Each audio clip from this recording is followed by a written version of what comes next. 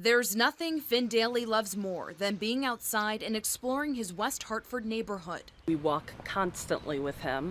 And with every walk, there's something new to discover. Finn has both Down syndrome and he's autistic, so flags, anything waving, trees waving, he gets really interested in. So any walk we go on, we have to stop at almost every flag.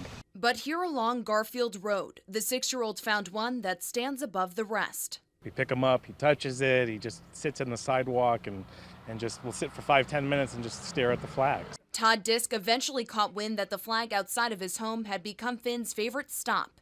And after finally meeting the Daly family, he had an idea. I was just driving home and I saw them all sitting there, and I was like, that kid needs a bench. So he built one. So I've been doing some projects around the house and had some wood left over and slapped it together real quick. A complete surprise to Finn's dad, Kevin, who was the first to spot it. From afar, I saw this bench and I said, what's that bench doing there?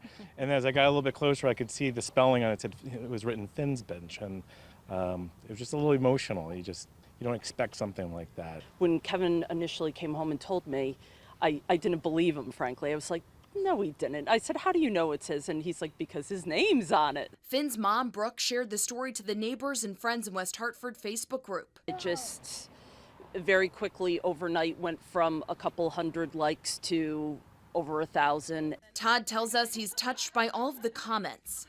Just kind of blown away with the response. It's crazy. While Brooke and Kevin are overwhelmed with emotion that someone would do this for their son. You have a son with disabilities, and you sometimes don't think people notice, and when they do, it's nice. A random act of kindness with the biggest impact. It was such a sweet thing to do for a little boy, our boy. In West Hartford, Eva Zamaris, Channel 3 Eyewitness News.